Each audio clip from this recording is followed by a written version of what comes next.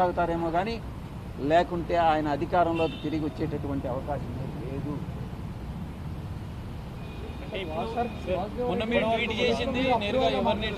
నేను ఒకటే చెప్తా ఉండా, ఎవరైతే తెలుగుదేశం పార్టీని వ్యతిరేకంగా మాట్లాడతారో ఆ వ్యతిరేకంగా మాట్లాడినప్పుడు వైఎస్ఆర్సీపీ వాళ్ళు చప్పట్లు కొడతారు, వైఎస్ఆర్సీపీని వ్యతిరేకంగా మాట్లాడినప్పుడు తెలుగుదేశం వాళ్ళు చప్పట్లు కొడతారు. నాకు ఏ చప్పట్లు వద్దు. మధ్య మార్గంగా నేను ఒక దారిని ఎంచుకోదలుచుకున్నాను. నా దారే నేను రహదారిగా చేసుకుంటా. అంతేగాని తెలుగుదేశంలో కానీ అటు వైఎస్ఆర్సీపీ నుంచి చప్పట్లు కావాలని నేను కోరుకోవట్లేదు. మీరే చెప్పండి సలహా. మీరు చెప్పినట్టుగా వైఎస్ఆర్సీపీ రాజకీయ ప్రణాళిక సరిగ్గా లేదు, ఇలానే ఉంటే రాజకీయంలోకి మళ్ళీ వచ్చే అవకాశం లేదని చెప్పేసి, అంటే గెలుపులోకి వచ్చే అవకాశం లేదంటారు. మరి కూటమి ప్రభుత్వం ప్రజెంట్ టీడీపీ ప్రభుత్వం అధ్వానంగా ఉంది అంటున్నారు. మరి నెక్స్ట్ ఎవరు వచ్చే అవకాశం ఉందని మీరు అనుకుంటున్నారు? ఇది మరి ఏ ఇతర రాజకీయ శక్తి కానీ బీజేపీతో కలిసి పోరాటం కానీ చేయగలిగితే నరేంద్ర మోడీ గారు ఈరోజు ప్రపంచంలోనే ఒక మంచి ఉత్తమ ప్రధానిగా అటు దేశీయంగా కానీ అంతర్జాతీయంగా కానీ ప్రతి ఒక్క విషయంలో కూడా ఆయన చాలా చాలా చాలా సమర్థవంతంగా ఆయన హ్యాండిల్ చేస్తూ ఉన్నారు. ఆంధ్ర రాష్ట్రంలో కూడా అటువంటి ఒక రాజకీయ శక్తి ఉద్భవించగలిగినట్టయితే తప్పకుండా బీజేపీ దాని మిత్రపక్షాలు తప్పకుండా తెలుగుదేశం కాదు. ఎందుకనంటే ఈ వచ్చేటటువంటి బ్యాడ్ అంతా కూడా తెలుగుదేశంకే వస్తుంది.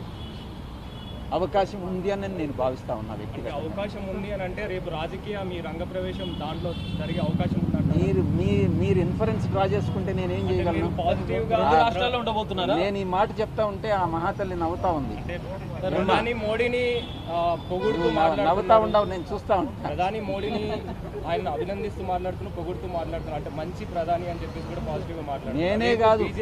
నేనే కాదు దేశంలో చాలా మెజారిటీ ప్రజలందరూ కూడా ప్రధాని మోడీ గారిని అభినందిస్తూ ఉన్నారు. ఆహ్వానిస్తే వెళ్తారా దాన్ని? ఇప్పుడు ఏదో ఊహించుకోవడం ఎందుకు? ఒక హైపోథెటికల్గా ఏదైనా వచ్చినప్పుడు చూద్దాం. చంద్రబాబు గారు మీరు అనుకున్నట్టుగా జగన్మోహన్ రెడ్డి గారు ఆహ్వానిస్తారా, చంద్రబాబు గారు ఆహ్వానిస్తారా, పవన్ కళ్యాణ్ గారు ఆహ్వానిస్తారా, లేకుంటే బీజేపీ ఆహ్వానిస్తుందా, లేకుంటే కాంగ్రెస్ పార్టీ ఆహ్వానిస్తుందా, లేకుంటే కమ్యూనిస్టులు ఆహ్వానిస్తారా? వెయిట్ చేసి చూద్దాం. తొందర ఎందుకు?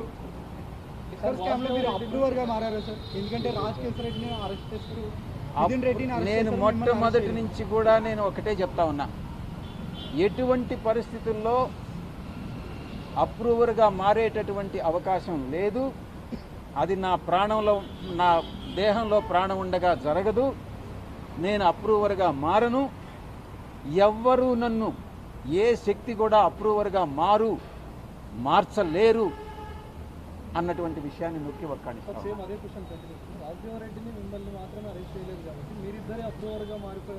44 మంది అక్యూజ్డ్లో ఎంతమంది అరెస్ట్ అయ్యారు? 15 మంది.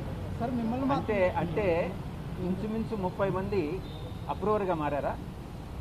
చెప్పండి మీరే. నన్ను ఎందుకు అరెస్ట్ చేయలేదు అని అంటే నాకు వ్యతిరేకంగా ఏ సాక్ష్యాధారాలు లేవు. నేను లిక్కర్ స్కామ్లో ఇన్వాల్వ్ కాలేదు. అటువంటిది ఏదైనా ఉంటే నేను కానీ లిక్కర్ స్కామ్లో అటువంటిది ఉంటే, నేను ఇన్వాల్వ్ అయి ఉంటే తప్పకుండా నన్ను అరెస్ట్ చేసిండే వాళ్ళు. Thank you very much. Sir మీరే చెప్తున్నారు ఈ కేసులో 30 మంది పైగా ఉన్నారని. మిమ్మల్ని మాత్రమే ఈడీ ఎందుకు పిలిచింది? అసలు మిథున్ రెడ్డిని ఎందుకు పిలిచింది? నన్ను అక్కడ అక్యూజ్డ్ 5 కింద చేర్చారు కాబట్టి ఆ సిట్ ఏదైతే చెప్పిందో ఒక రిపోర్ట్ ఇచ్చింది, నేనేదో డబ్బులు దోచుకున్నానని. చంద్రబాబు ప్రభుత్వంలో ఉన్నటువంటి ఆ సిట్ వేసినటువంటి సిట్ మనీ లాండరింగ్ కింద ఇన్వెస్టిగేట్ చేయాలి కదా, ఆ ప్రాపర్టీస్ నాయా కాదా తెలుసుకోవాలి కదా. అందుకే చంద్రబాబు గారి ప్రభుత్వం ఒక దుష్ట ప్రభుత్వం, అసమర్థ ప్రభుత్వం అని నేను విమర్శిస్తున్నాను ఈరోజు. అంటే నా మీదనే చంద్రబాబు గారి ప్రభుత్వం అసంబద్ధమైనటువంటి ఆరోపణలు చేసింది కాబట్టే ఒక రిటర్న్ రిపోర్ట్ ఇచ్చింది ఈడీకి. నేనేదో విశాఖపట్నంలో ఆస్తులు దోచుకున్నానని నేను ఛాలెంజ్ చేస్తూ ఉన్నా, సిట్ని ఛాలెంజ్ చేస్తూ